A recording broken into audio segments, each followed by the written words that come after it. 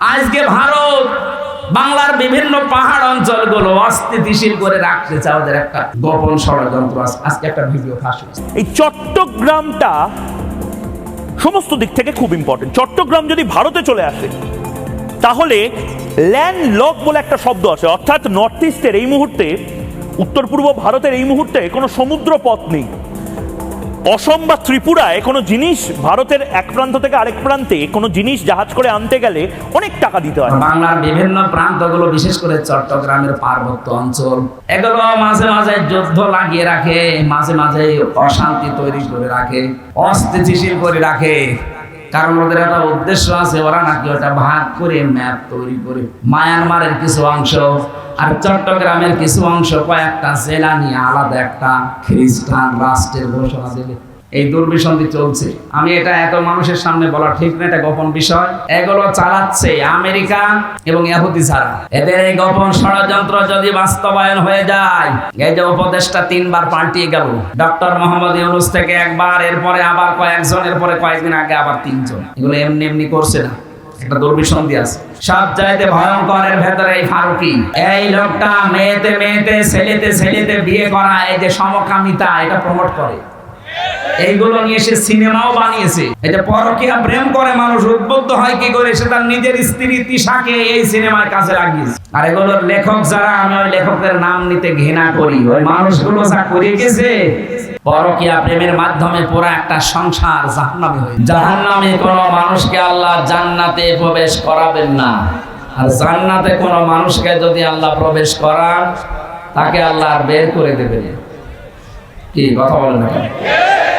হযরত ইদ্রিস আলাইহিস সালামের জীবনী পড়েছিলাম। বাদরের নবী ছিলেন আল্লাহ।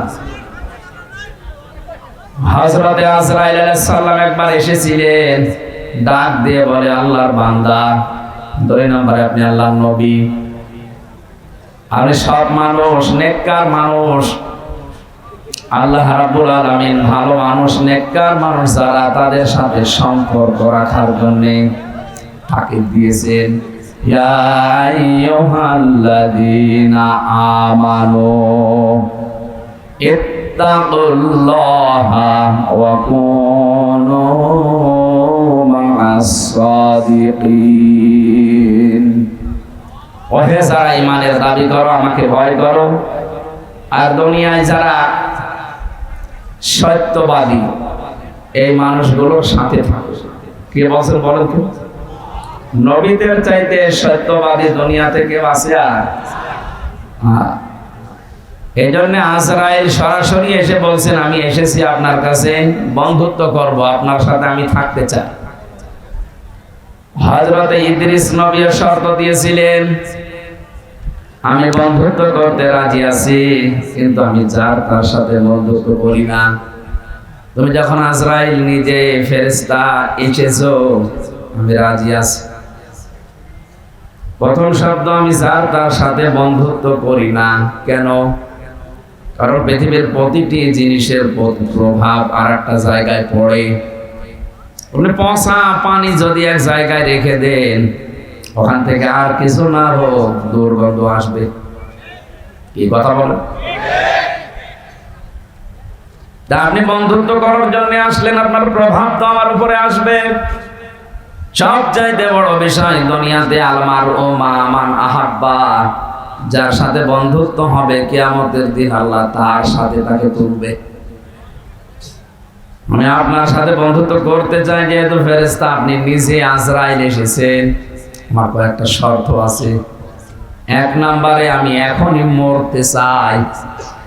মরণের যন্ত্রণা যে শুনি, ওয়াজাআতে সাকরাতুল মাউতি বিল হক, এ পৃথিবীর সব কিছু উলটপালট হতে পারে, মিথ্যা হতে পারে, প্রতারণা হতে পারে, মরণের যন্ত্রণা হক, এটা সত্য। কেউ রেহাই পায়নি এখান থেকে, আমাদের নবী মুহাম্মদ রাসূলুল্লাহ পর্যন্ত রেহাই পায়নি। তিনি ঘেমে যাচ্ছিলেন বারবার। এই পৃথিবীতে মাত্র একজন মানুষের জীবন কবজ করার জন্য আজরাইল খুব সতর্ক ছিল। হাদিস পড়েছি, নবীজির কাছে যখন এসে বলেছে, হে রাসূল, আপনি যদি যেতে চান তাহলে আপনাকে নিয়ে যাব, যদি যেতে না চান, যতদিন থাকতে চান আপনি থাকতে পারবেন। বিশ্বনবী বলেছিলেন যদি থাকতে চায় কতদিন থাকা যাবে? ফেরেশতা বলেছেন আপনি যতদিন ইচ্ছা করবেন এই দুনিয়ায় থাকতে পারবেন। যখন মনে করবেন না আমি আর থাকতে চাই না, আমি নিজে এসে আপনাকে নিয়ে যাব। বিশ্বনবী ওই সময় বলেছিলেন আজরাইল যদি না থাকতে চাইতে কতদিন? যতদিন ইচ্ছা, তারপরে যাওয়া লাগবে না। ইচ্ছা করেন যতদিন, কিয়ামত পর্যন্ত যদি বাঁচতে চান আপনাকে আল্লাহ হায়াত বাড়িয়ে দেবে, আপনাকে মরা লাগবে। এইটাই ফাইনাল যে মরা লাগবে। কুল্লু নাফসিন যায়িকাতুল মাউত, যাকে আল্লাহ বানিয়েছে তাকে মরণ দেবে, সে যেই। নবীজি বললেন আজরাইল যাওয়ায় যখন লাগবে দেরি করার দরকার নেই, আমারে নিয়ে চলো আমার সব চাইতে বড় বন্ধু আল্লাহ রাব্বুল আলামিনের কাছে। অনেক সময় হাতটা রেখেছিলেন, হযরতে আজরাইল ডাক দিয়ে বলে হে রাসূল আপনি কষ্ট পেয়েছেন। নবীজি বললেন হাত সরাও। কেন? মনে হচ্ছে উহুদ পাহাড় আমার বুকের উপর রাখলে। ফেরেশতা বলে হে রাসূল আজ পর্যন্ত আমি যত জীবন কবজ করেছি এত আসানে, এত আস্তে, এত আরামে কারো জান কবজ করিনি। আমি জানি আল্লাহর পরে আপনার স্থান, এজন্য শুধু আমি হাতটা রেখেছিলাম। নবীজি বলেন আজরাইল এটা যদি তোমার হাত রাখা হয় তো তোমার শাস্তি কোনটা? এখন শুরু করিনি। বিশ্বনবী ওদিন কান্নাকাটি করে বলেছিলেন আজরাইল মৃত্যুর যত কষ্ট আছে তুমি আমারে দিয়ে দাও, আমার পরে আমার যত উম্মত এই দুনিয়ায় আসবে তারা এমনিতেই দুর্বল, মরণের যন্ত্রণা তাদেরকে দিও না। হযরতে আজরাইল ওদিন বলেছিলেন হ্যাঁ আপনার এই কথা আমি রাখতে পারি। কোরআনে কারিমে আল্লাহ 6666টি আয়াত আপনার উপরে নাযিল করেছেন। এর ভেতরে একটা আয়াত আছে আয়াতুল কুরসি বলা হয়, সূরা বাকারার 255 নম্বর আয়াত। এটা যদি কেউ 5 ওয়াক্ত ফরজ নামাজের পরে তেলাওয়াত করে, এখানে আল্লাহর 10টা ক্ষমতার কথা আছে। কয়টা? বলেন বলেন।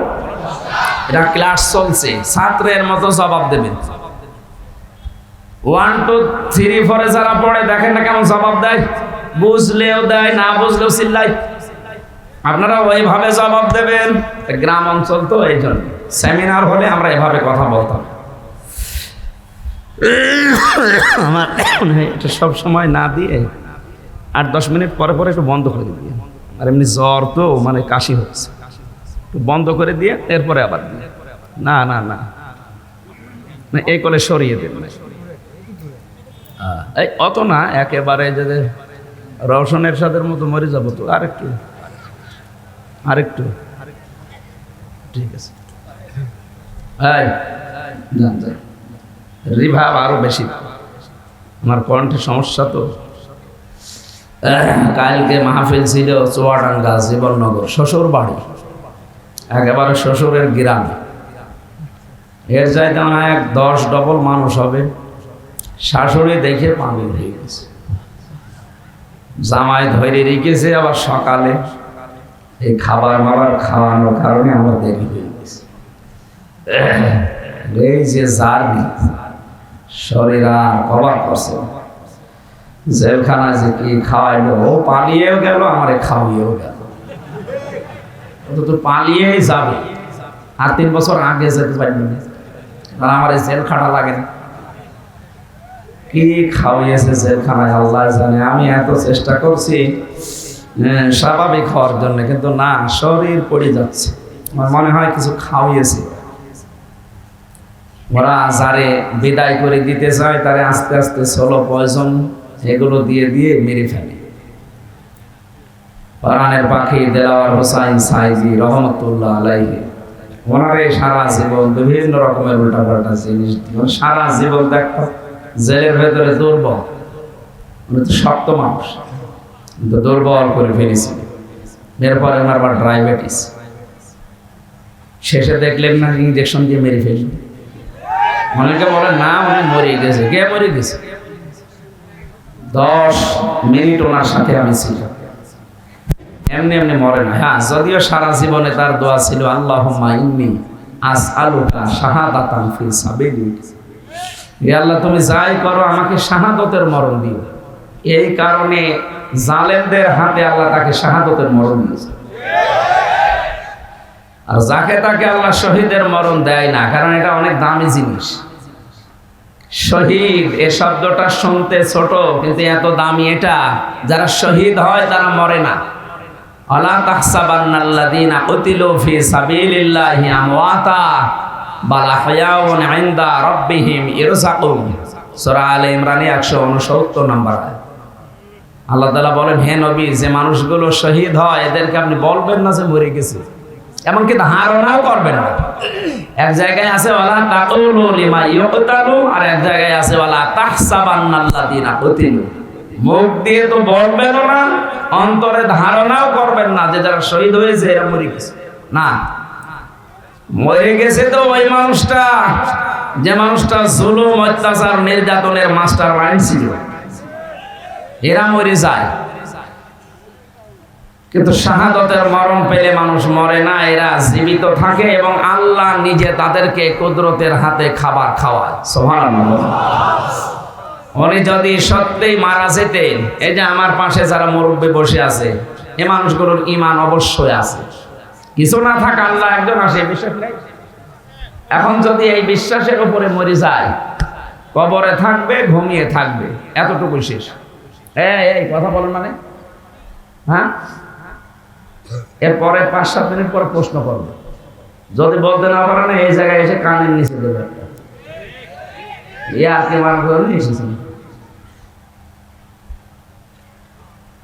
উনি যদি অবস্থায় ঈমান নিয়ে মারা যেতে পারে, কবরে শুয়ে থাকবে। মাম বাসনা মিম্মার কদিনা হাযা মা ওয়াদার রহমান ওয়া সাদাকাল মুরসালুন। কিয়ামতে যেদিন সিংহায় ফুৎকার দেওয়া হবে, ফাইদা নুফিখা ফিস-সূর, ওই ফুৎকারের সঙ্গে সঙ্গে উনি চোখ মুখ ডলতে ডলতে উঠবে আর ধমক দেবে, আমারে জাগালেন কেন? আমি তো ঘুমিয়েছিলাম। মনে হচ্ছে কেবল 8-10 মিনিট আগে ঘুমিয়েছে, অথচ কোটি কোটি বছর জীবন থেকে আল্লাহ পার করে দিয়েছেন। ঘোষণা দেওয়া হবে, এইটাই সেই রহমানের ওয়াদার দিন, কিয়ামত কায়েম হয়ে গেছে, ওঠো। আপনি একটু সামনে দৃশ্যটা নিয়ে আসেন তো নিজের জীবনে, যে এরকম একটা সময় আমাদের সবার সামনে আসবে। কিয়ামতের ওই কঠিন ময়দান যেদিন কায়েম হয়ে যাবে, একটা ফুৎকারে আপনি উঠবেন, চোখ ডলতে ডলতে উঠে দেখবেন যে সবাই দৌড়াচ্ছে ময়দানে, হাসরের ময়দানের দিকে। ফাইদা নুফিখা ফিস-সূরি ফালা আনসাবা বাইনাহুম ইয়াওমাইযিন ওয়ালা ইয়াতাসাআলুন। যেদিন ফুৎকারটা দেওয়া হবে, ওই দিনের পর থেকে আল্লাহ পাক কিয়ামত যখন বিচার শুরু করবেন, তখন পর্যন্ত কোনো সম্পর্ক আর থাকবে না।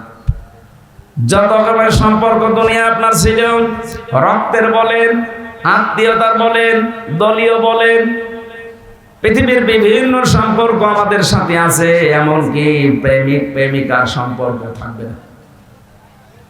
অনেকে দেখে মাথায় হাত দিয়ে বলে, আল্লাহর কসম করে বলো যে আমারে ভুলে যাবা না। কিসের ভুলে যাবা?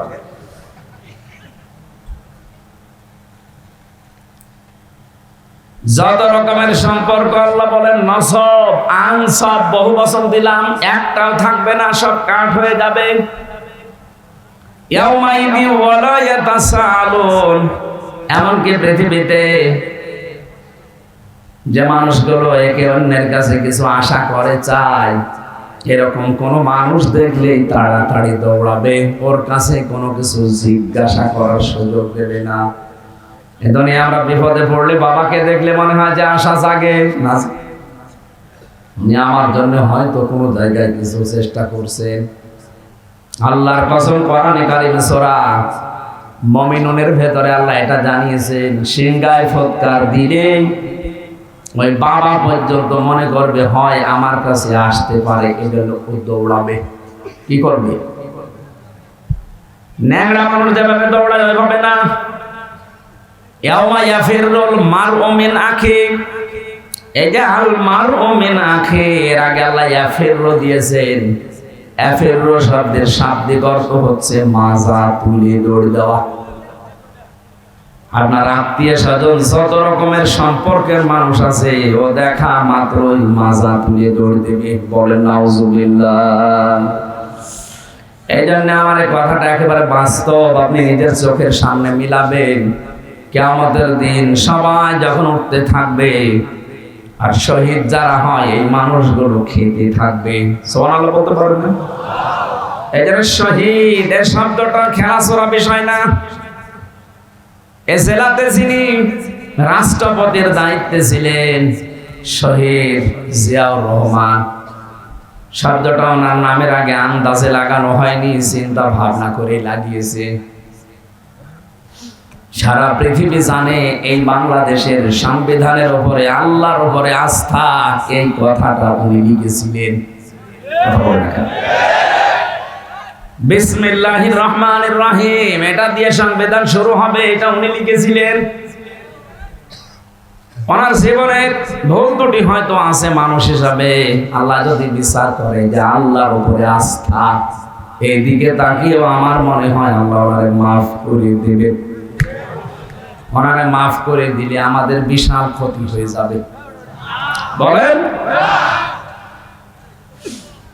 আমার ভাইরা, আমি যে কথাটা তুলেছিলাম, শাহাদতের মরণে কোনো কষ্ট নেই। এজন্য আমার আল্লাহ পাক হযরতে মাওলানা দেলাওয়ার হোসাইন সাইদি রহমতুল্লাহ আলাইহি ওনাকে সাধারণভাবে জেলখানায় মরণ না দিয়ে জালেমদের হাতে শাহাদতের মরণ দিয়েছেন। কারণ এই মরণে আল্লাহ কোনো কষ্ট রাখেন। অথচ মুহাম্মদ রাসূলুল্লাহ বলতেছে আজরাইল হাত সরাও। তাহলে যে আয়াতুল কুরসি পড়ার কথা তিনি বললেন, এটা নিজে জান কবজ করবেন, তিনি জানাচ্ছেন, হে নবী আমি যেহেতু সবার জান কবজ করব, আমি আপনাকে গোপন সংবাদটা জানালাম। আপনার উম্মতেরা যদি আয়াতুল কুরসির 10টা ক্ষমতা বিশ্বাস করে পড়তে পারে, অনেকের মনে আশা জেগেছে যে আমি আয়াতুল কুরসি পড়ি। আরে ভাই না, এর ভেতরে 10টা জিনিস আল্লাহ সাজিয়ে দিয়েছেন। এই 10টা জিনিস আপনার প্র্যাকটিক্যাল লাইফে, আপনার বাস্তব জীবনে এটা থাকা লাগবে। আপনি আন্দাজে পড়ে গেলেন, একটাও আপনার জীবনে নেই না, ওইরকম আয়াতুল কুরসিতে হবে না। আমি বহু হিন্দুর সাথে মিশে দেখেছি, আমার রিমান্ডে অনেক হিন্দু অফিসার পেয়েছি। আমার আর কোরআনের কারিমে কেমন আয়াত, তো আমার মনে হয় আমার চাইতে ওর কোরআন বেশি জানা আছে। এমন এমন আয়াত রাতের বেলা যখন পাহারা দিত ওই রিমান্ডে, এমন এমন আয়াত এসে পড়তো, কি গো নাম মনে হচ্ছে উল্টা পাল্টা, সুব্রত বালা, দেবদুলাল, মোহন কুমার, এর নাম তো সব মুসলমানের। এরা পাহারা দিত কিন্তু আয়াত পড়তো কোরআন শরীফের। ইয়া আইয়ুহাল্লাযীনা আমানু ইন্না মিন আজওয়াজিকুম ওয়া আওলাদিকুম আদুওয়াল লাকুম ফাহদারুহুম। কিভাবে পড়েন কোরআন শরীফ? আমাদের আয়াত তো আছে, যে যে বিষয়ের আয়াতগুলো আছে 8টা 10টা 15 20টা করে আয়াত মুখস্থ করে রিমান্ডে আমারে প্রশ্ন করতো আমার এই ওয়াজ নিয়ে, যে আপনি এই ওয়াজ করেছেন এই আয়াতের সাথে, হ্যাঁ আপনি কেন এই জায়গায় এই কথা ঢোকালেন? বদরের ময়দানে এখানে 14 জন শহীদ হয়েছে, 14 জন কাফের মারা গেছে। আপনি এই জায়গায় তথ্যটা আগে না বলি পরে বললেন কেন? এগুলো ওরা আয়ত্ত করে নিয়েছে। কেন? ও মানুষগুলো দেখতাম মাঝে মাঝে আল্লাহর ভুল ধরত, আমাদের রিমান্ডে প্রশ্ন করে আর আল্লাহর ভুল ধরে, আল্লাহর এই কাজটা ঠিক হয়। আপনার কাছে পরামর্শ নিয়ে আল্লাহ কাজ করা হয়েছে। সব জায়গায় বেশি পেয়েছিলাম ওই যে মাঠের নিচে আয়না ঘর, যেটা রিমান্ডে, ওখানে নিয়ে যখন রেখে পাহারা দিত, রাত 12টার সময় এক দল আসতো, অধিকাংশ হিন্দু, এসে কোরআনে কারিমের এমন এমন আয়াত থেকে প্রশ্ন জিজ্ঞাসা করে, আর ওই 1.5 মিনিট 2 মিনিট ভিডিও শোনায়। দেখেন তো এটা আপনার নাকি? হ্যাঁ। কোথায় বলেছিলেন? চুয়াডাঙ্গায়। এটা কোথায়? কুষ্টিয়ায়। এইটা নাটোরে। আমি বললাম যে 1.5 ঘন্টা কথা বলি আমি, এর আগে নেই পরে নেই, 1.5 মিনিট 2 মিনিট কোথা থেকে পান? আমরা সারাদিন বসে বসে শুনি আর দেখি কোন জায়গায় হাত লাগানো যায়। হাত লাগাবেন, হাত লাগাতে হলে আমার চাইতে আপনার আয়ত্ত বেশি থাকা লাগবে। কথা বলেন না কেন? কেউ যদি ভুল ধরতে চায় আমার আজকের আয়াতের তাফসিরে, আমার কোরআনের উপরে মাস্টার্স করা আছে। আমার মতো যারা করেছেন লেখাপড়া, তার উপরে পড়াশোনা করা লাগবে। একটা ইঞ্জিনিয়ার পাস করে 10 তলা বিল্ডিং এর প্ল্যান দিয়েছে, আর এই যে দোকানে চা খালা, ওর যে হাল হকিকত দেখি আসে, ওই লোক এসে যদি বল না এ প্ল্যানে ভুল হয়েছে, ওর দাঁত মুখ ফেলে ফেলা দরকার না। এই লোকটা অনার্স মাস্টার্স করেছে এই বিষয়ের উপরে, এতদিন লেখাপড়া করছে, 16 বছর পড়া লাগে, 16 থেকে 18 বছর। একটা প্ল্যান দিল, আর আপনি চার দোকানদারি করছেন, লবণ ঠিক মতো দিতে পারেন না, মিষ্টি ঠিক মতো দিতে পারেন না, আর আপনি ভুল ধরছেন এই প্ল্যানে। আমার যে মানুষগুলো ভুল ধরছে, অবস্থা কিন্তু ওদের ওই রকমই ছিল। ওরা কিছু কিছু সাবজেক্টের উপরে আয়াতগুলো হাদিসগুলো আয়ত্ত করে কি করে ভুল ধরা যায় সেই চিন্তা ছিল। এভাবে যদি 16 বছর 18 বছর কোরআনের উপরে পড়াশোনা করে ভুল ধরা লাগতো, তাহলে আর ভুল ধরতো না। এমনকি আল্লাহর ভুল ধরে। আমি আকিজ গ্রুপে চাকরি করতাম ওই সময়, তাদের খতিব ছিলাম। আপনারা অনেকে জানেন না, আকিজের বড় ছেলে যিনি এখন ডাক্তার মহিউদ্দিন, ওনার 4টা স্ত্রী। 4 বিয়ে করা তো জায়েজ নেই। দেখেছেন, একটা জায়েজ জিনিস হালাল, এটা নিয়ে কত সমস্যা, কেউ ভয়ে কথা বলছে না। আরে আশ্চর্য রে! আল্লাহ তাআলা কোরআনে কারিমে বিয়ের কথা শুরু করেছেন 2 বউ দিয়ে, ফানকিহু, নিকাহ করো, বিবাহ করো। কয়টা? মাসনা 2টা, সুলাসা 3টা, রুবা 4টা। আল্লাহ কি 1 দিয়ে শুরু করেছেন না 2 দিয়ে? তাহলে বউ 2টা থাকলে ভালো।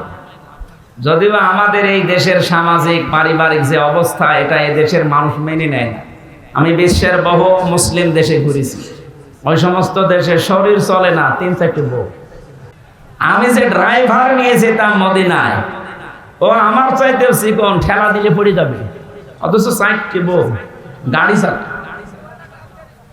গাড়ি চালিয়ে আমরা 4 বউ, আর আমি আপনাকে ভাড়া করছি আমার 1 বউ। আপনাদের দেশের ওনার ভাষা দিয়ে আমার বলছিল, আপনার দেশে ওই চলে, আমাদের এই দেশে এরকম।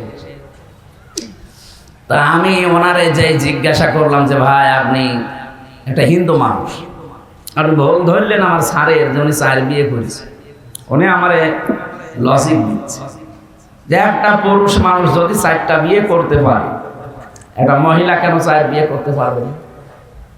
মহিলা পারবে না কারণ এক মহিলার পেটে যদি 4 জনের বীর্য যায়, সন্তান যদি হয়, তো কারে বাপ বলে ডাকবে? এটা তো আমি বললাম, আমার জবাব দিচ্ছে আরেকটা, হ্যাঁ বাপ বলে ডাকারও সিস্টেম আছে। এই সন্তান হবার পরে ডিএনএ টেস্ট করবে, এইভাবে বলছে যে ডিএনএ টেস্ট করে দেখবে যে এটা কোনটার জিনিস, যদি সেটারে বাবা বলবে।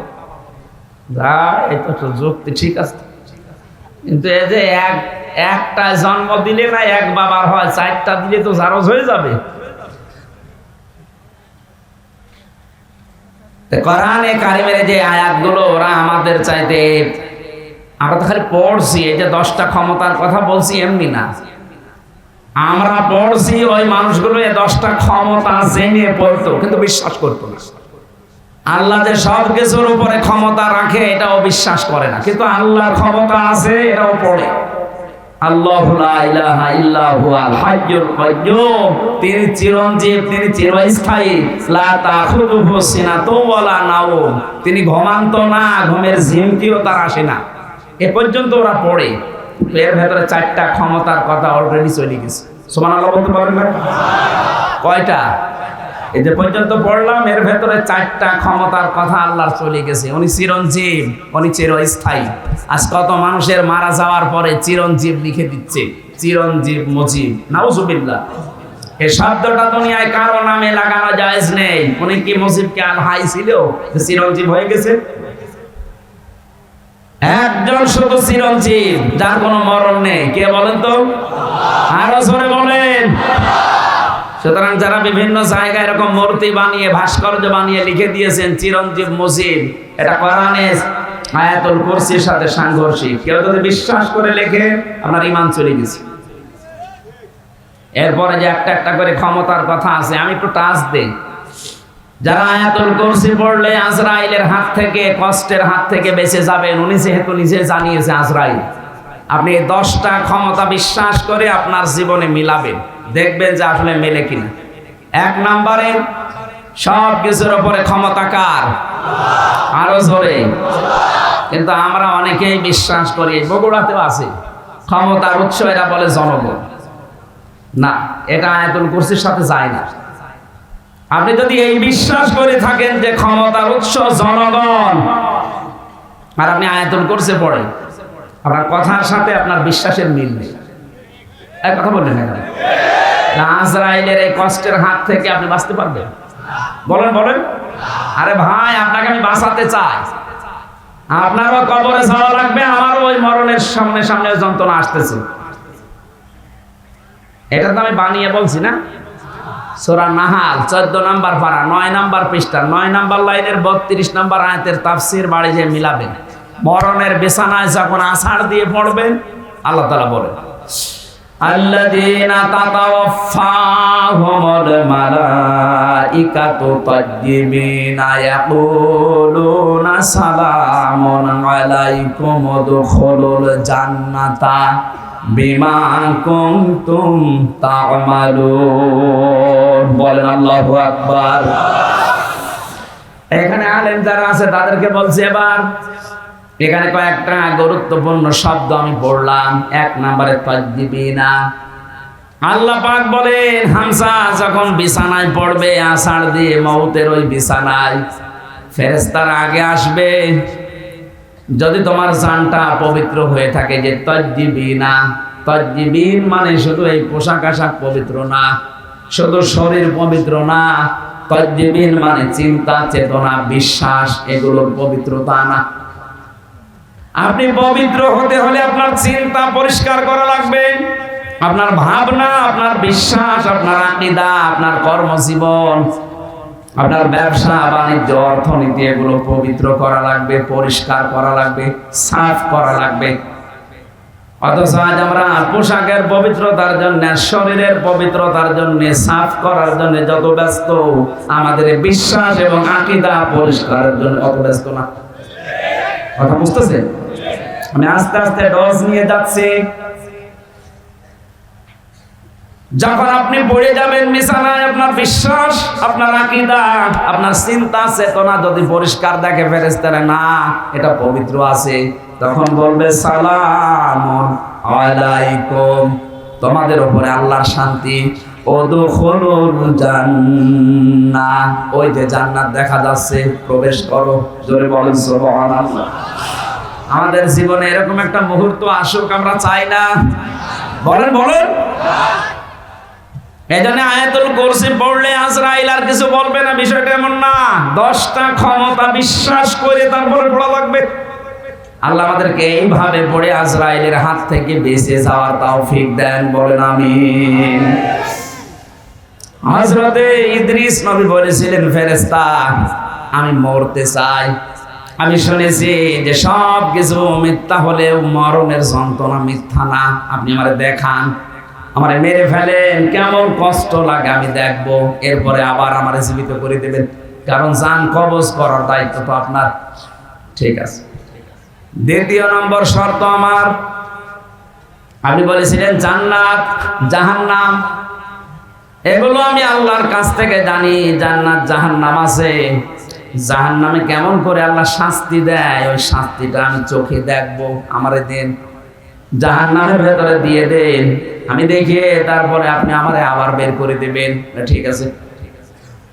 জান্নাতের ভেতরে কি শান্তি আছে, কি আরাম আছে, কি আনন্দ আছে, এগুলো আমি দেখবো, এই নিয়ামত। এগুলো দেখা শেষ হয়ে গেলে আপনি আমারে আবার বের করে দেবেন। ঠিক আছে। মরণের যন্ত্রণার এই কথা বলার পর ফেরেশতা আজরাইল আল্লাহকে বলেছিলেন, রব্বুল আলামিন, গিয়েছিলাম তো ভালো জায়গায় নবী মনে করে, কিন্তু এই লোকটা তো ভেজাল, ও মরতে চায়। আল্লাহ পাক বলেন আমার বান্দা যখন আকাঙ্ক্ষা করেছে, ঠিক আছে কাজ করো।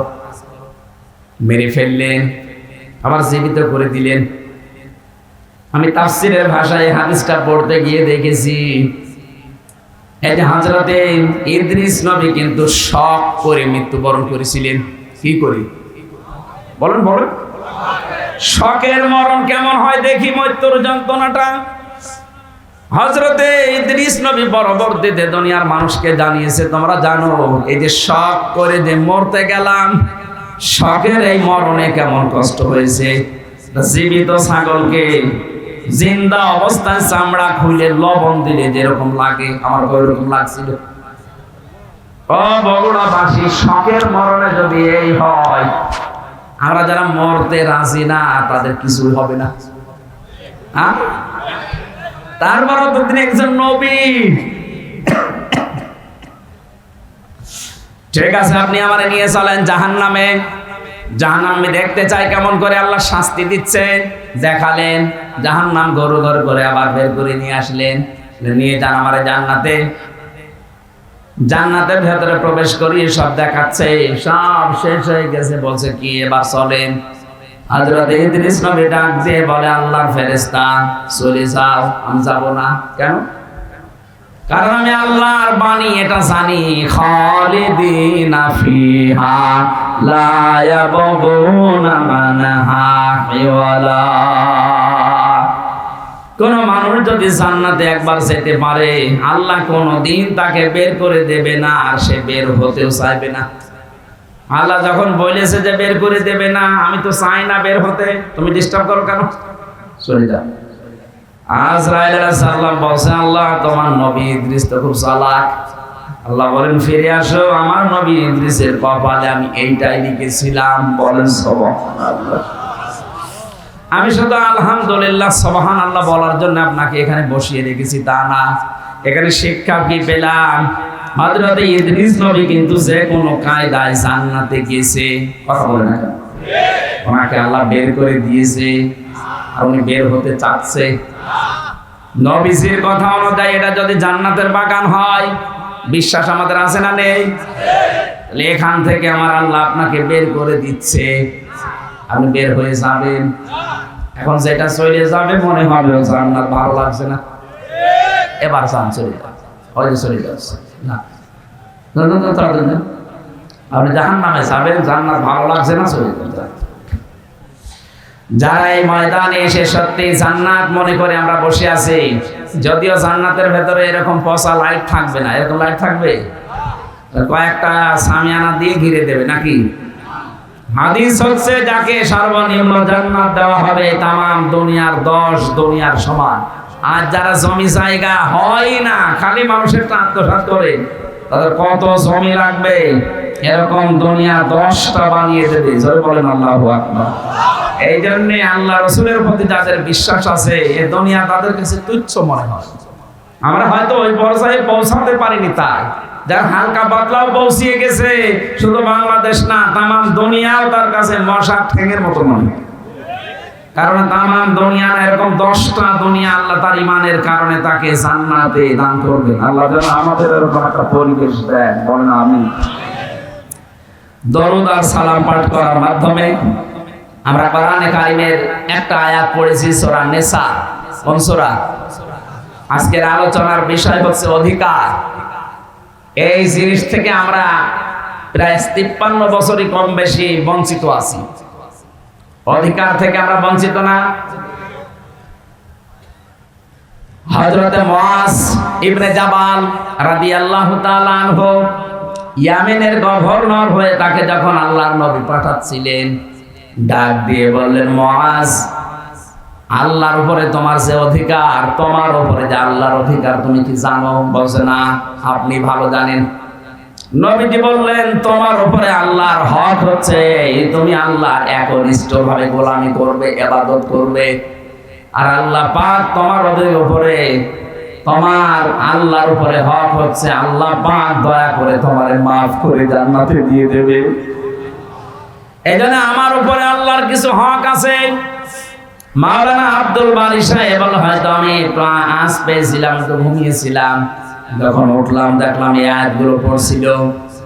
বাবার স্ফলিঙ্গ দিয়ে দ্রুত গতিতে যে পানিটা বের হয়ে যায়, না পাক পানি দিয়ে মায়ের রেহেমের ভেতরে আল্লাহ পাক মানুষকে আস্তে আস্তে তৈরি করতে থাকেন।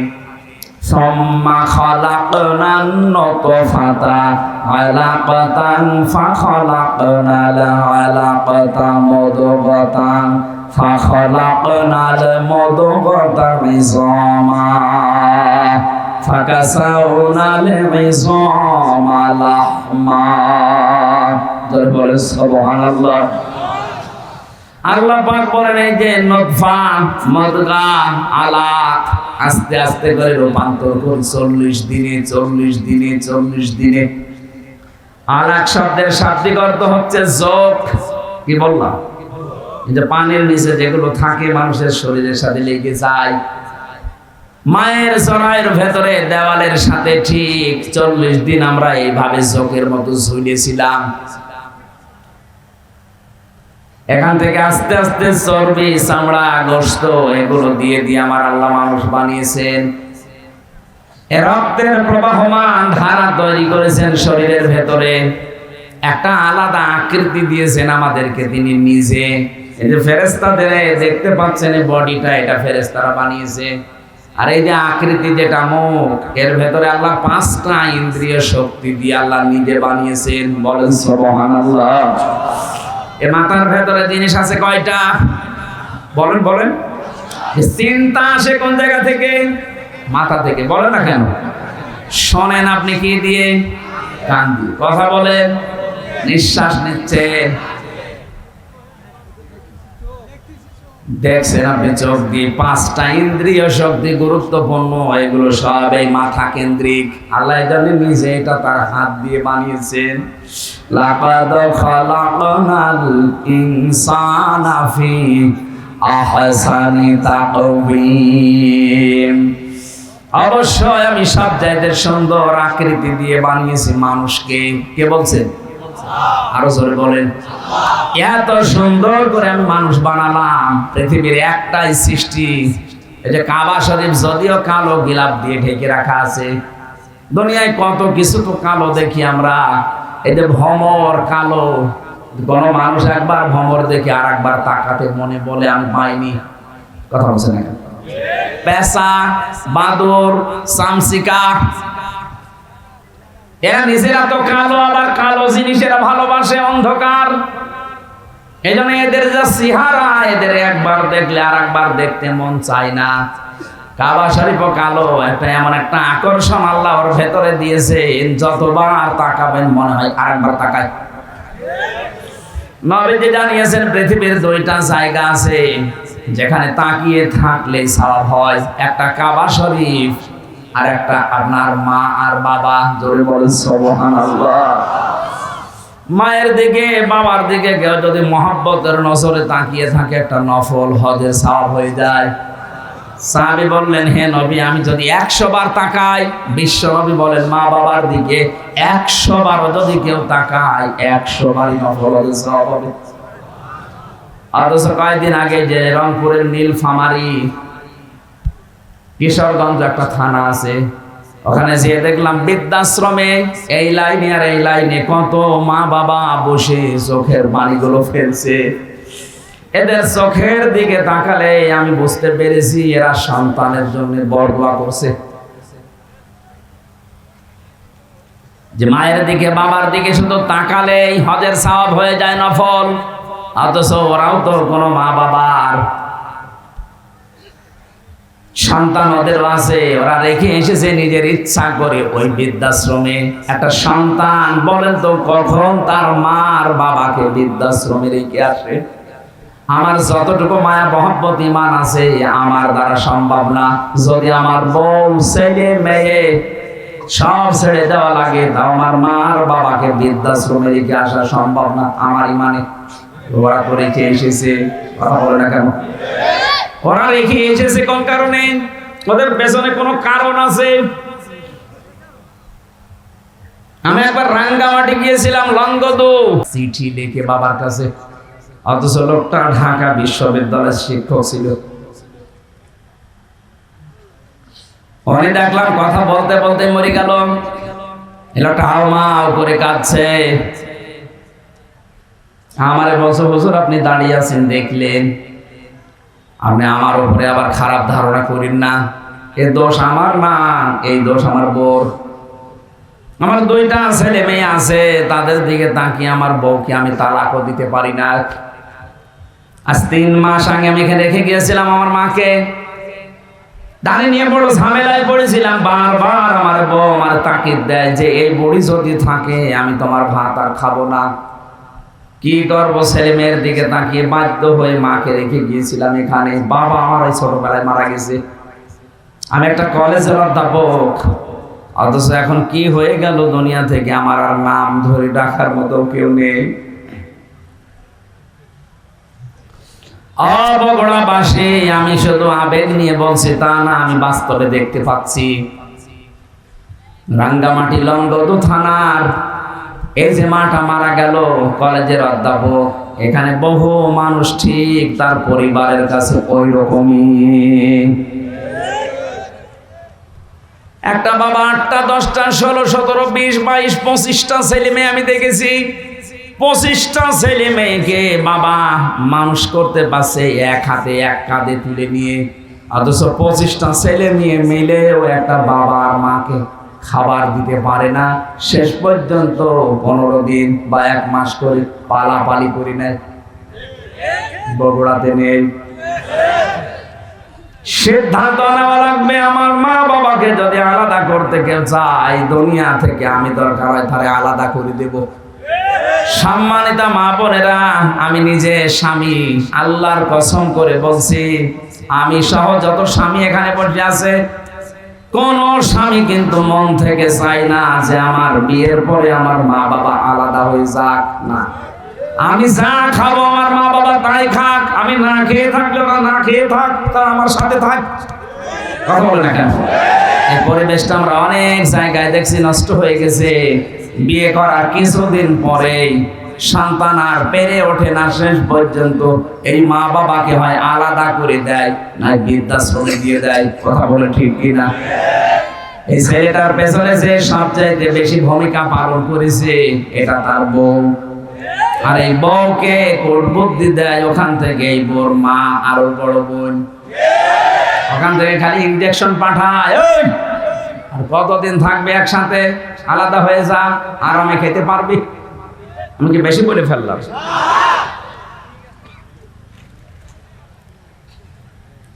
আল্লাহ রাব্বুল আলামিন বলেন, এত কষ্ট স্বীকার করে করে তোর মা তোকে পেটে বহন করে চামড়া গোশত চর্বি দিয়ে যখন একটা আকৃতি তোকে বানিয়ে দিলাম, এই মানুষটাকে আমি আল্লাহ আস্তে করে মায়ের পেট থেকে বের করে নিয়ে আসলাম। আল্লাহু আখরাজাকুম মিন বুতুনি উম্মাহাতিকুম, মায়ের পেট থেকে আস্তে করে বের করার দায়িত্ব আমার। এই দায়িত্বটা এখন ডাক্তাররা পালন করছে, আল্লাহর উপরে এখন আর নেই। কথা বলে না কেন? আজ 100টার প্রায় 95টা সিজার ছাড়া হচ্ছে না। প্রশ্ন আসতে পারে, তাহলে আপনারা কেন এই স্টেজে যারা বসে আছে এদের কি মা ছিল না, নাকি আকাশ থেকে পড়েছে? এ কথা বলছে না কেন? এদের মাকে তো সিজার করা লাগে নাই, অথচ আমাদেরটা এখন করা লাগছে। আজ অধিকাংশ মানুষের মেয়েদের ভরসায় হয়ে গেছে, না হবে না, ও সিজার করাই লাগবে। আল্লাহ বলছেন, ঠিক আছে তোর দায়িত্ব আমি ছেড়ে দিলাম, যা তোর ওই হাইব্রিড বাচ্চা আমি কেটে বের করব। কথা বলে না কেন? রাব্বুল আলামিন বলেন, আমি যখন আস্তে করে দুনিয়া থেকে নিয়ে আসলাম, কি অবস্থায় তো ছিলি জানিস? লা তা'লামুনা শাইআ, কিচ্ছু বলতে পারতিস না, শুধু ট্যাঁ করে কান্না ছাড়া তোর কোনো ভাষাও ছিল না, আওয়াজও ছিল না। বিজ্ঞান এখন প্রমাণ করছে এই কষ্টটা নিয়ে, কেন কম্পিউটার সব দেখা যায়। একটা মানুষ সর্বোচ্চ কষ্ট সহ্য করতে পারে 45 ইউনিট। কত? পৃথিবীর প্রতিটি জিনিস পরিমাপ করার যন্ত্র আছে। এই যে প্যান্ডেলটা, এটা কতটুকু, এটা পরিমাপ করার জন্য একটা অস্ত্র আছে না, ফিতা আছে, ফিতা। আপনি কাউকে দেন, সে ফিতা দিয়ে মাপ দিয়ে বলতে পারবে তা কতটুকু। আপনি যদি এরকম চাউল নিয়ে এসে বলেন এটা মেপে দেন, দাড়ি পাল্লা আছে, কথা বলে না কেন? এটা পানির বোতল আছে, এটা লিটার সিসি কেজি দিয়ে মাপা হয়। পৃথিবীর প্রতিটি জিনিস মাপ করার জন্য আলাদা আলাদা যন্ত্র আছে। আল্লাহ পাক বলেন তোর মা তোকে দুনিয়ায় আনতে যে কষ্টটা পেয়েছে, ডেলিভারির কষ্ট, এইটার জন্য একটা পরিমাপের যন্ত্র আছে। এই কষ্টটা পরিমাণ হচ্ছে 45 ইউনিট। এর বেশি হলে পুরুষ মানুষ মারা যাবে। কিন্তু একটা মা দুনিয়ার ময়দানে সন্তানের মুখ দেখতে হলে 57 ইউনিট কষ্ট সহ্য করা লাগে। কত? 45 থেকে 57। আপনি টের পাচ্ছেন? রব্বুল আলামিন বলেন আস্তে আস্তে যখন তোকে এভাবে নিয়ে এসে কথা বলা শিখালাম, খাওয়ালাম, এভাবে হামজা বানালাম, তোর প্রতি আমার কিছু দায়িত্ব আছে। আমি তোকে যা যা দেওয়ার সব দিয়ে দিয়েছি। এখন তোর উপরে আমি আল্লাহ কিছু চাই, এইটা ওয়াবুদুল্লাহ, তোরা আমার ইবাদত করবি। কার ইবাদতটা কি? এইটাই আমরা অনেকে জানিও না, মানিও না। অনেকে মনে মনে ভাবে না, আবার জেনে ফেললে আবার কাজ করা লাগবে, জানি না তাই মানি না, ভালো আছি না। একটা সাফ কথা শোনেন, ইসলামের কোন নিয়ম নীতি যদি আপনি জানেন কিন্তু মানেন না, তাহলে আপনার একটা গুনাহ হবে। কয়টা? আর ইসলামের কোন নিয়ম আপনি জানেনও না, মানেনও না, আপনার ডবল গুনাহ হবে। কেন বলেন? কারণ আপনি জানাও ফরজ, মানাও ফরজ। জানার ফরজ আপনার আদায় হয়েছে, মানার ফরজ আদায় হয়নি, এজন্য গুনাহ হবে কয়টা? কিন্তু আপনি জানেনও না, মানেনও না। আপনার জানার ফরজ যেহেতু আদায় হয়নি, মানার ফরজও আদায় হয়নি। এজন্য যারা বলে জানার নাম ইসলাম না, মানার না ইসলাম, এটা একটা শয়তানি। আপনি না জানলে মানবেন কি করে? এলাকায় বহু মানুষ আছে সুদ খায় কিন্তু জানে না এই ধান্দায়। মনে মনে ভাবে আল্লাহর কাছে আমি বলবো আল্লাহ আমি জানতাম না। কথা বলছেন? এই যে যারা টাকা ছেড়ে রাখেন, 1000 টাকা ছেড়ে দেয়, 1 মাস পরে 1200 টাকা করে নেয়, এটা যে সুদ হয় অনেকে জানে না। না, আপনি বলবেন যে আমি জানি না। এই যতদিন বলবেন যে আমি জানতাম না ততদিন আপনার অসুবিধা নেই, কিন্তু যেই বলবেন আমি জানতাম, তুমি জেনে করলেন কেন? এই ধারণা আমাদের ছিল যে জানতাম না তাই আল্লাহকে বলবো আমি জানি না তাই মানি না। না, আপনার গুনাহ হবে ডবল। আপনি জানেন না কেন? আমি কি জেনে এসেছি? আমার জানা লেগেছে। এই কথা বলছেন না কেন? এই এলাকায় হয়তো এই গুনাহ এখনো আরম্ভ হয়নি। এই যে টাকা ছেড়ে রাখে টাকা আসে, কিন্তু অনেক জেলায় এটা আছে।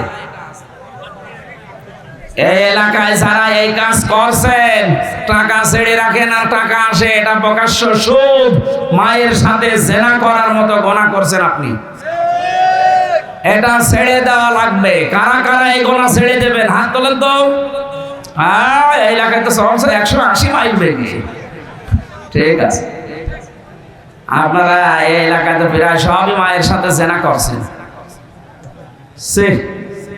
না খেয়ে থাকে, না খেয়ে মরে যান, তারপরে জাহান্নামে যাওয়া লাগবে না।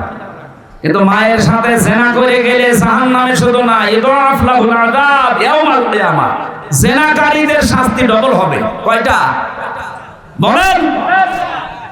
তাহলে এই গুনাহটা এখনো পর্যন্ত আপনার এলাকায় আছে, আর আপনি নামাজ পড়েন, রোজা রাখেন, হজ করে আসেন। কিসের হজ করেন?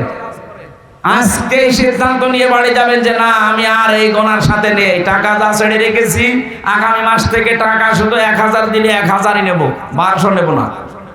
পারবেন না ভাই? এটা যদি আপনি নাই পারেন তো কেন কষ্ট করে রাতের বেলা বসে আছেন? আপনি বাড়ি যেয়ে ঘুমান আর আপনার আমল নামায় উঠতে থাক, আপনি এই জায়গায় লিখা উঠবে আপনি মায়ের সাথে জেনা খান। বলেন নাউজুবিল্লাহ। কুষ্টিয়ার বড় বাজারে দেখলাম আসরের নামাজ পড়ে গেল, আমার সাথে নামাজ পড়ে দোকানের সামনে দিয়ে ঘুরতেছে, আর কে টাকা দেয়, টাকা নিয়ে কি লেখে, কি গো নামাজ পড়ে আসলো আর এই লোক এত টাকা পায়। চলে যাওয়ার পরে দোকানদারকে বললাম ভাই কিসের টাকা দিলেন? হুজুর বলা যাবে না। বলা যাবে মানে? প্রতি মাসে মাসে উনি একবার করে এখানে আসে, আল্লাহর ওলি টাকা নিয়ে যায় আমার কাছে, 10,000 করে আমার টাকা দেয় মাসে মাসে, আর 1,000-এ 100 টাকা করে বেশি। এটা কি সুদ? বলেন না কেন? এগুলো স্বর্ণের দোকানে দেখলাম বেশি দেয় ওরা।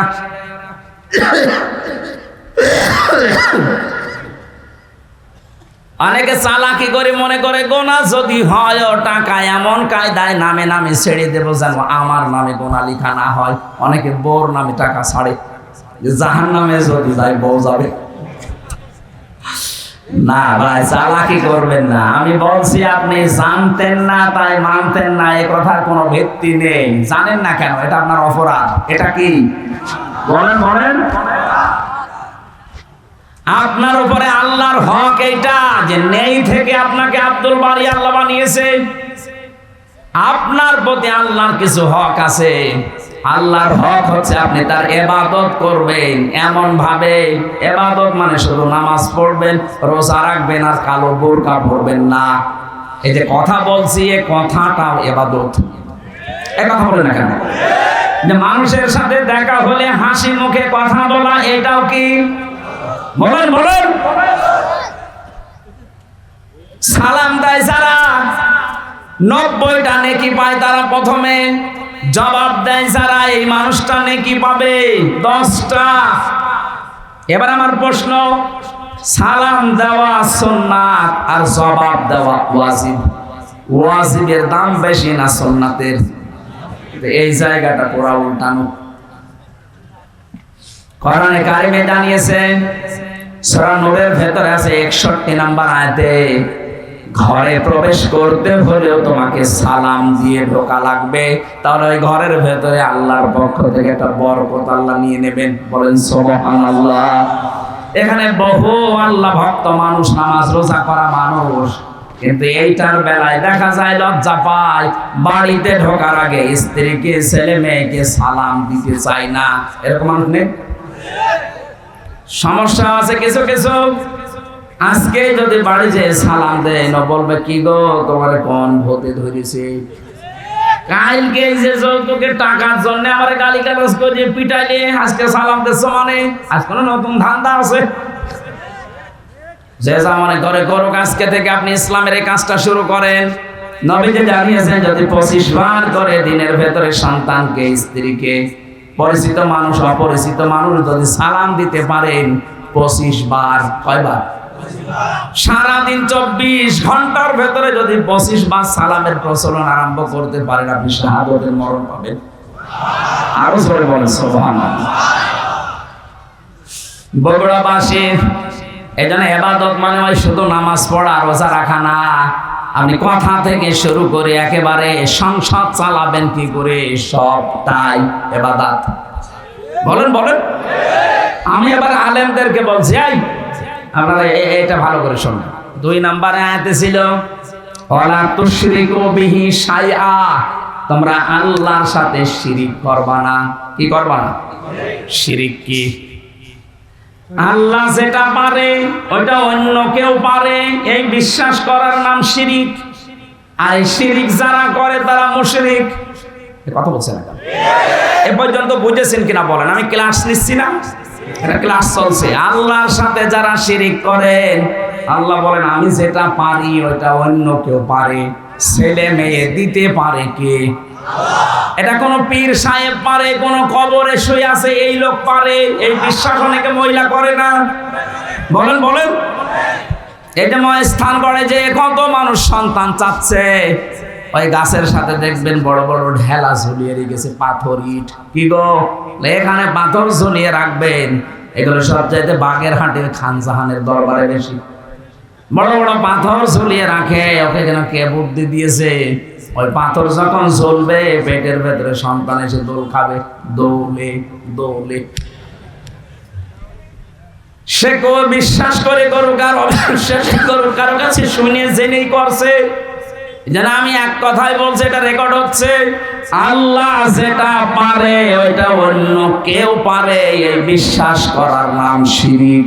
আর শিরিক যারা করে তারা আরো জোরে বলেন মুশরিক হয়ে যাবেন।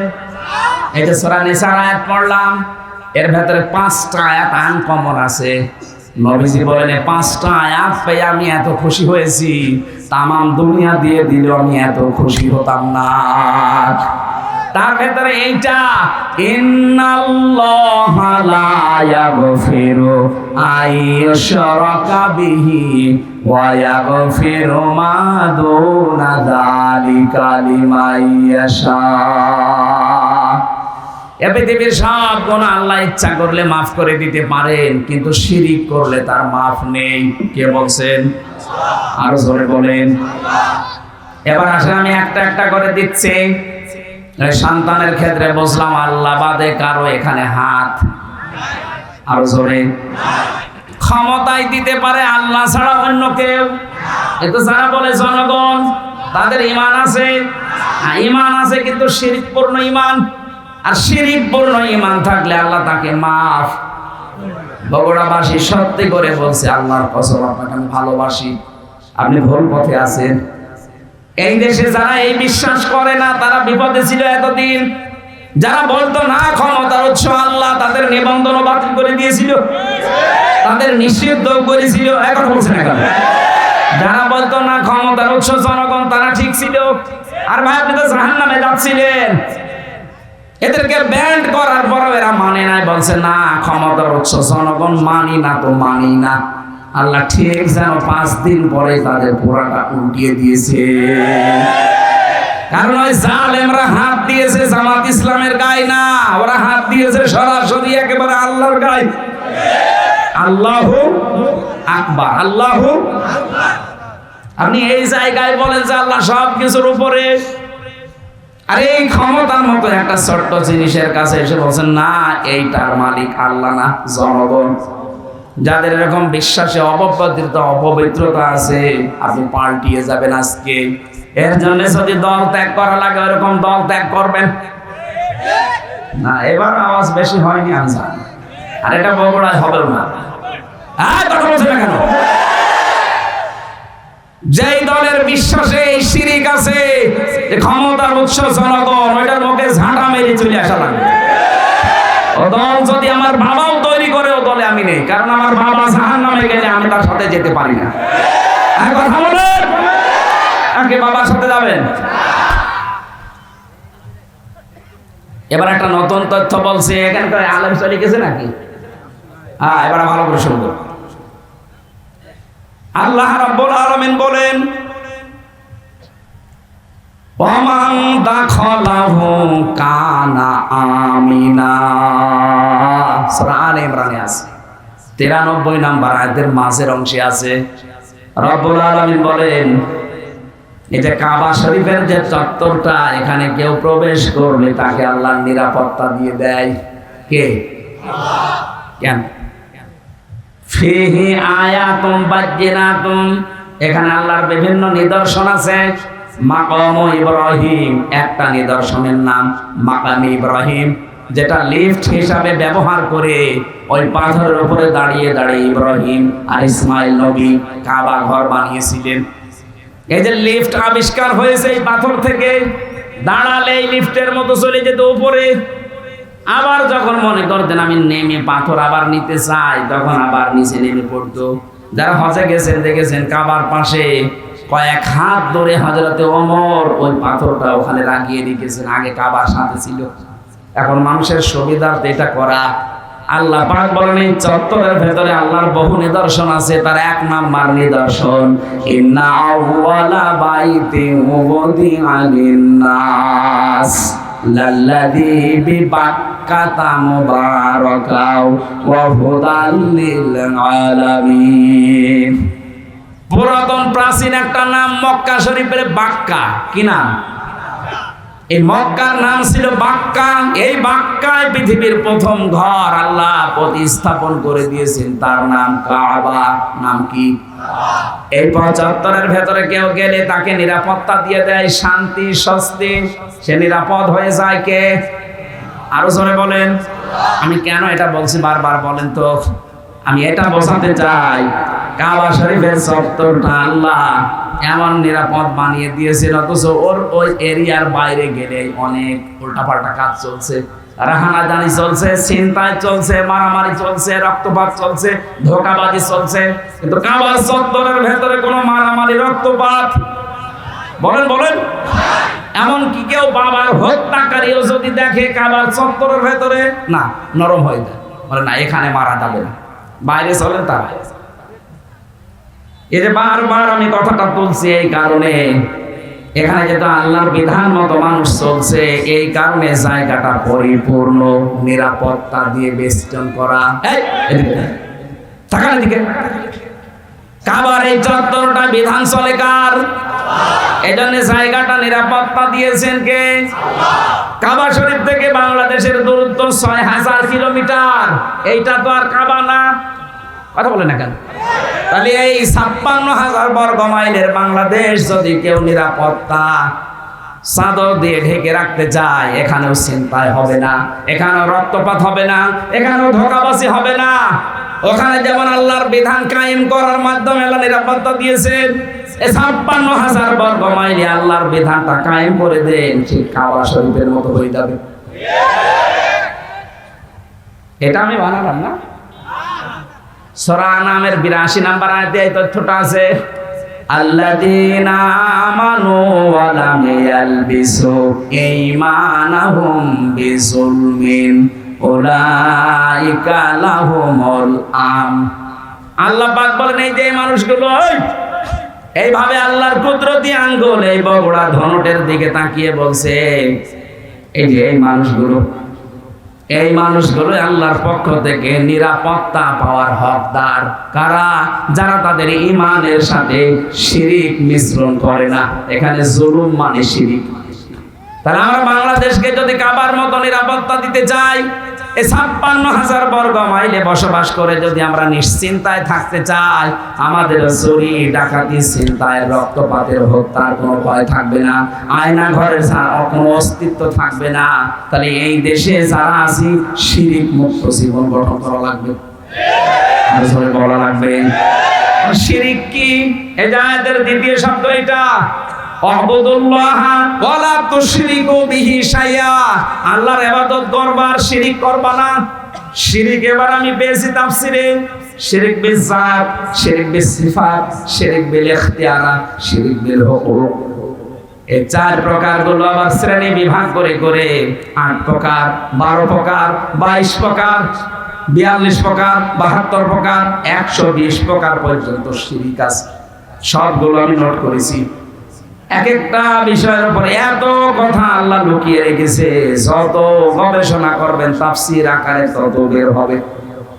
জোরে বলেন আল্লাহু আকবার।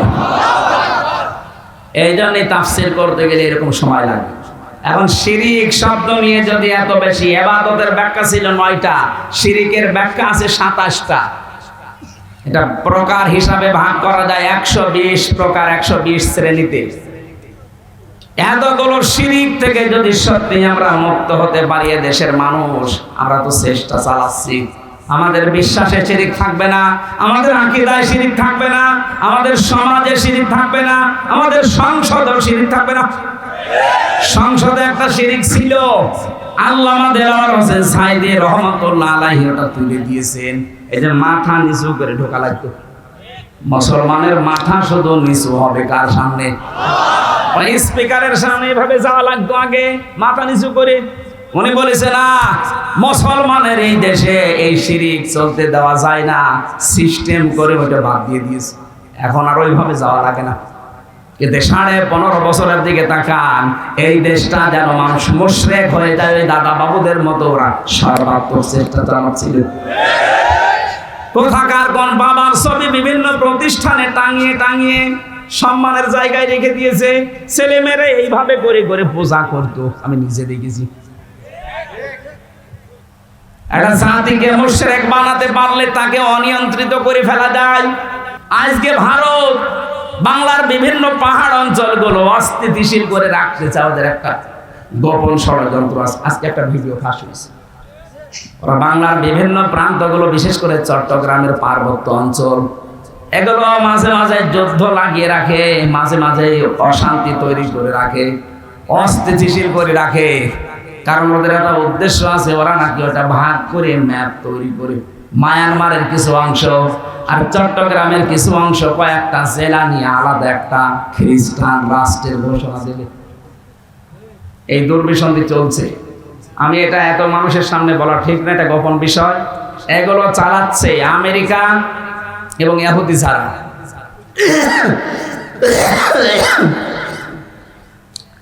এদের এই গোপন ষড়যন্ত্র যদি বাস্তবায়ন হয়ে যায়, এই যে উপদেশটা 3 বার পাল্টিয়ে গেল, ডক্টর মোহাম্মদ ইউনূস থেকে একবার, এরপরে আবার কয়েকজন, এরপরে কয়েকদিন আগে আবার 3 জন। এগুলো এমনি এমনি করছে না, একটা দুর্বিসন্ধি আছে। সব চাইতে ভয়ঙ্কর এর ভেতরে এই ফারুকি, এই লোকটা মেয়েতে মেয়েতে ছেলেতে ছেলেতে বিয়ে করা, এই যে সমকামিতা, এটা প্রমোট করে। এইগুলো নিয়ে সে সিনেমাও বানিয়েছে। এই যে পরকীয়া প্রেম করে মানুষ উদ্বুদ্ধ হয় কি করে, সে তার নিজের স্ত্রী তিশাকে এই সিনেমার কাজে লাগিয়েছে। 3rd person singular number, bachelor. আমি উপন্যাস পড়েছিলাম, ওইগুলো দেখছে এখন সিনেমা বানাচ্ছে। আমার বিশ্ববিদ্যালয়ে থাকাকালীন একটা অভ্যাস ছিল, ক্লাসের পড়া যাই হোক, আমি উপন্যাস পড়তাম খালি। এই দেখেছিলাম ওই সময়, ওইগুলো দিয়ে দিয়ে এখন নতুন নতুন সিনেমা তৈরি করছে। আর এগুলোর লেখক যারা, আমি ওই লেখকদের নাম নিতে ঘৃণা করি। ওই মানুষগুলো যা করে গেছে, পরকীয়া প্রেমের মাধ্যমে পুরো একটা সংসার জাহান্নামী হয়ে যায়। 2, 3, 4, 5 সন্তানের ছেলে মেয়ের মা সব রেখে আল্লাহর রাস্তায় চলে যাচ্ছে। কথা বলছেন? বলছে ঠিক, ওটা আল্লাহর রাস্তা, শয়তানের রাস্তা না। পরকীয়া প্রেমে যারা আছেন, আপনি আজকে তওবা করে ওই মোবাইল নাম্বার, ওই বান্ধবীর বলেন আর ওই পরকীয়া প্রেমিক প্রেমিকা এক ফোনে ডিলিট করে দিবেন। ও বলছে ঠিক, তার মানে ওর মোবাইলে আছে।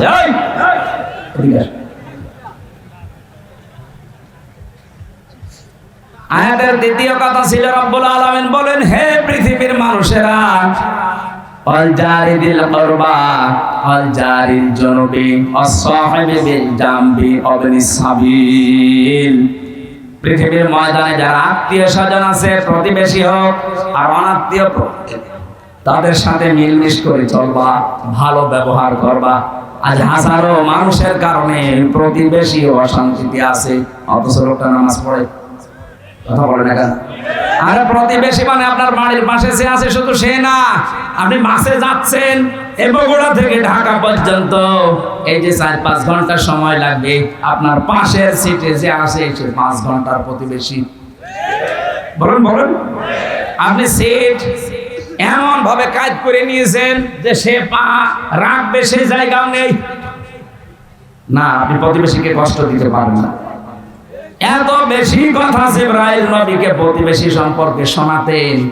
নবীজি বলেন, আমার মনে হচ্ছিল আমার জমি জায়গার ভাগ, এই মিরাস, এইটাও নাকি প্রতিবেশীকে দেওয়া লাগতে পারে নাকি। আবার এত গুরুত্ব স্যার তাদের সাথে আজ আমাদের সম্পর্ক দা কুমড়ার। এগুলো টাউনে তো আরো বেশি, গ্রামেও আছে। মুরগি দিয়ে ধান খেয়েছে, এই নিয়ে প্রতিবেশীর সাথে গন্ডগোল। বলেন বলেন, সাবধান, নিজেরা অধীনস্থ যারা আছে তাদের সাথে খারাপ ব্যবহার করবা না। নবীজির জীবনের শেষ কথা 2টা, তিনি বলেছিলেন as-সালাত as-সালাত ওয়া মা মালাকাত আইমানুকুম as-সালাত। উম্মতেরা, আমি তোমাদের রেখে গেলাম, যাই করবা করবা, নামাজ ছাড়বা না। আর অধীনস্থ যারা আছে, কাজের লোক, মেয়ে ছেলে যাই বলে, তাদের সাথে ভালো ব্যবহার করবা। নবীজির জীবনের শেষ কথা এইটা। আল্লাহ আমাদেরকে আয়াতটা বাস্তব জীবনে মেনে নেওয়ার তৌফিক দেন, বলেন আমিন। আল্লাহুম্মা আমিন। লা ইলাহা ইল্লা আনতা সুবহানাকা ইন্নী কুনতু মিনাজ জালিমিন। ও মাবুদ, আমার কণ্ঠে ব্যথা করছে, চাতক পাখির মতো তোমার বান্দা শুনছে।